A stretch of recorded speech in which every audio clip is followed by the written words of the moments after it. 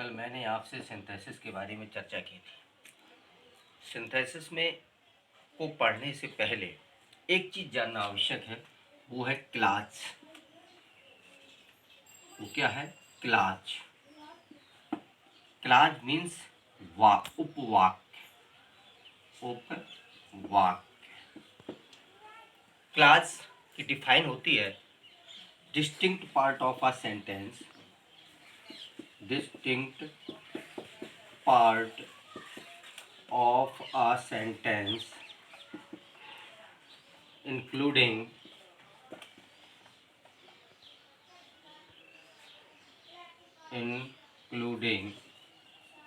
a subject and a predicate। माने वाक्य का वह पृथक भाग, वाक्य का वह पृथक भाग जिसमें एक सब्जेक्ट और एक प्रेडिकेट हो, एक प्रेडिकेट हो, उसे हम उपवाक्य कहते हैं। उपवाक्य कहते हैं। क्लास के 3 भाग होते हैं। अगर हम इसको ग्राफिक्स के जरिए भी समझें तो क्लास को हम इसको अगर इसको ग्राफिक्स बनाए, टेबल बनाए, तो इसके 3 भाग होते हैं।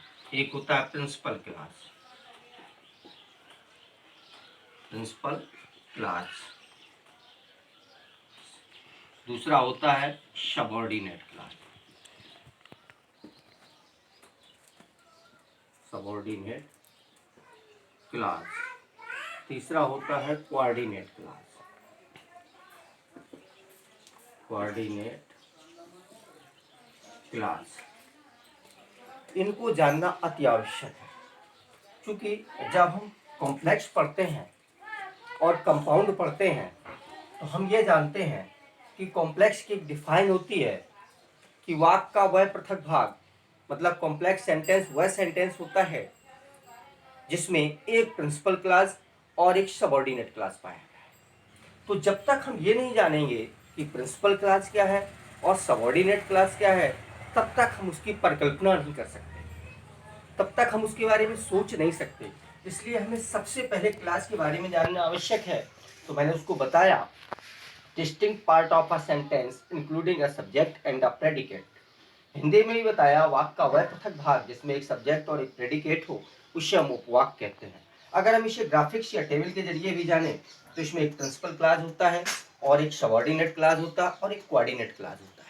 जब हम कॉम्प्लेक्स पढ़ते हैं तो प्रिंसिपल और सबऑर्डिनेट की आवश्यकता पड़ती है, और जब हम कोऑर्डिनेट पढ़ते हैं तो इसमें एक प्रिंसिपल और एक कोऑर्डिनेट क्लास की आवश्यकता पड़ती है। क्योंकि जब भी हम कॉम्प्लेक्स बनाते हैं तो उसमें एक प्रिंसिपल क्लास होता है और एक सबऑर्डिनेट क्लास होता है, और जो सबऑर्डिनेट होता है वो सबऑर्डिनेट कंजंक्शन से जुड़ा होता है। इसी तरीके से हम कंपाउंड बनाते हैं तो उसमें एक प्रिंसिपल होता है और एक कोऑर्डिनेट होता है, और जो उसे हम कोऑर्डिनेट बनाते हैं वो कोऑर्डिनेट कंजंक्शन से जुड़ा होता है। यह बिल्कुल बिल्कुल सत्य है। इसलिए जब तक हम क्लास के बारे में नहीं जानेंगे तब तक हम सिंथेसिस और स्ट्रक्चर ऑफ अ सेंटेंस दोनों के बारे में हम पूरी तरीके से अच्छी परिकल्पना नहीं कर सकते। इसलिए मेरे प्यारे विद्यार्थियों, इसके बारे में अगर आप सेंटेंस को पढ़ना चाहते हैं तो क्लास और स्ट्रक्चर ऑफ अ सेंटेंस दोनों को जानना बहुत आवश्यक है। जैसे मैंने बताया प्रिंसिपल क्लास, सबऑर्डिनेट क्लास और एक कोऑर्डिनेट क्लास। मैंने एक टेबल बना के भी समझाया, एक ग्राफिक्स के जरिए भी डाला।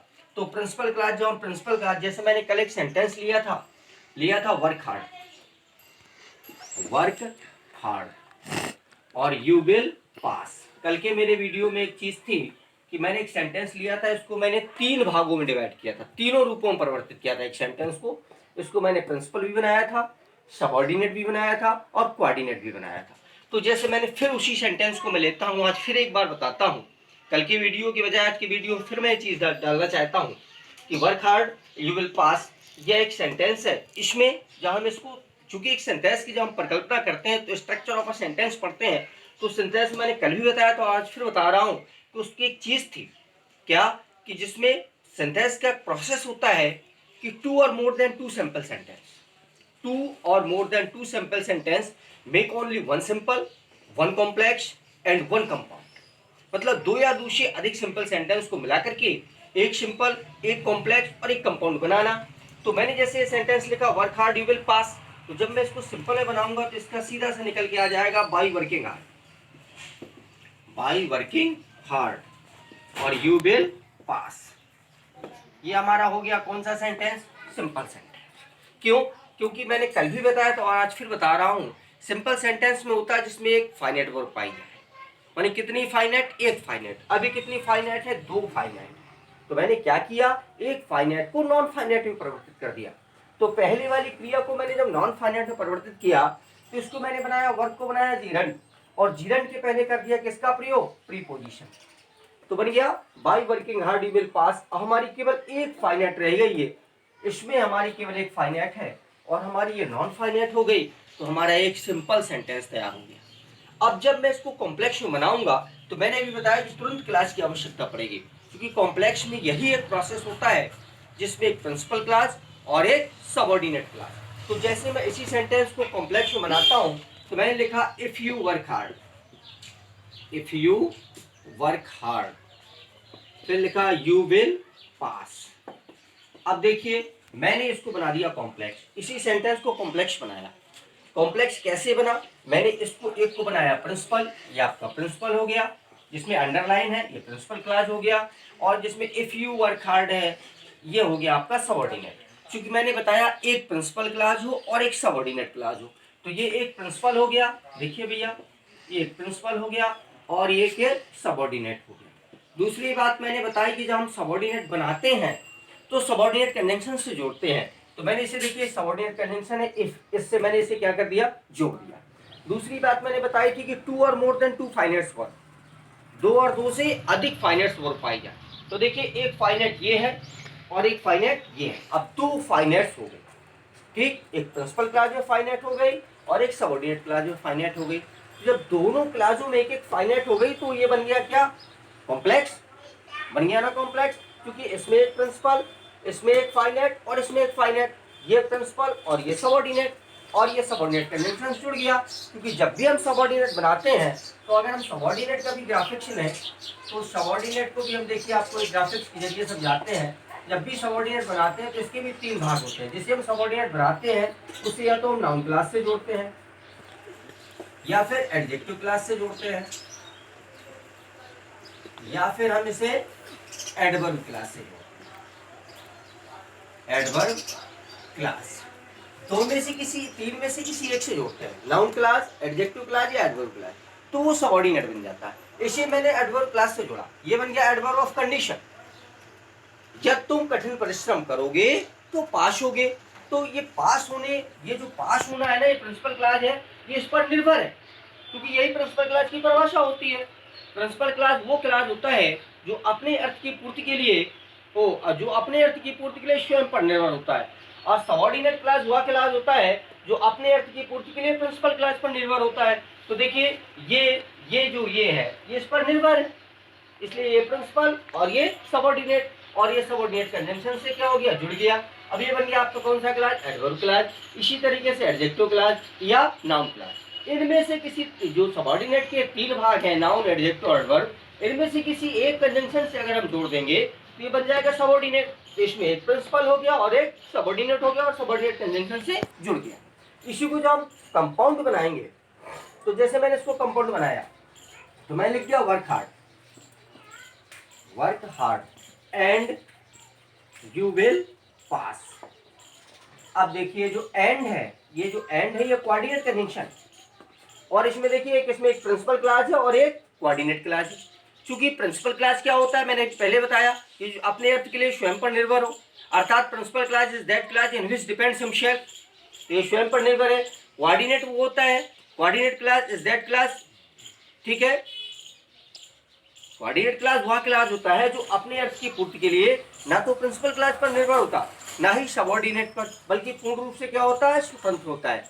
तो ये देखिए एक इसमें प्रिंसिपल और इसमें कोऑर्डिनेट, और ये कोऑर्डिनेट कंजंक्शन से जुड़ा होता है। तो देखिए कोऑर्डिनेट कंजंक्शन है क्या है? एंड। जब हम इसको पढ़ते हैं तो अगर हम इसको भी ग्राफिक्स के जरिए ले, चल इसको मैं बताऊंगा कल, तो कोऑर्डिनेट भी जब लेते हैं तो कोऑर्डिनेट के भी 4 क्लास होते हैं, कुमुलेटिव, अल्टरनेटिव, एडवर्सेटिव और इलेटिव। तो ये हमारा कुमुलेटिव कंजंक्शन है, एंड, क्योंकि कुमुलेटिव में and as well as, not only, but also, both and, इनमें से किसी एक से जोड़ दो तो कुमुलेटिव हो गया। आइदर और, नाइदर नॉर, और नॉर, अदरवाइज, इनमें से किसी एक से जोड़ दो तो अल्टरनेटिव हो गया। बट यट, स्टिल, हाउएवर, नेवरदीलेस, नॉनदीलेस, इनमें से किसी एक से जोड़ दो तो एडवर्सेटिव हो गया। और सो, देयरफॉर, हेंस, ठीक है, इनमें से किसी एक से जोड़ दो तो ये क्या हो गया, इलेटिव हो गया, परिणाम सूचक। अब देखिए इनमें से किसी एक से जोड़ना है, तो ये हमारा ये जो ये है, work hard and you will pass, ये हमारा कौन सा क्लास हो गया, ये हमारा हो गया जानते हो, कोऑर्डिनेट क्लास। ये अर्थात कौन सा सेंटेंस, कंपाउंड सेंटेंस। अब देखिए एक सेंटेंस, ये आपका सिंपल, ये आपका कॉम्प्लेक्स और ये आपका कंपाउंड, क्योंकि ये सबऑर्डिनेट कंजंक्शन से जुड़ा हुआ है, ये कोऑर्डिनेट कंजंक्शन से जुड़ा हुआ है। और मैंने पहले बताया जो कोऑर्डिनेट कंजंक्शन से जुड़ा हो वो कौन सा, कंपाउंड, जो सबऑर्डिनेट कंजंक्शन से जुड़ा हो वो कौन सा, सबऑर्डिनेट। और ये आपका प्रिंसिपल जो बिल्कुल पूर्ण रूप से क्या होता है, इसलिए क्लास को जानना बहुत आवश्यक है।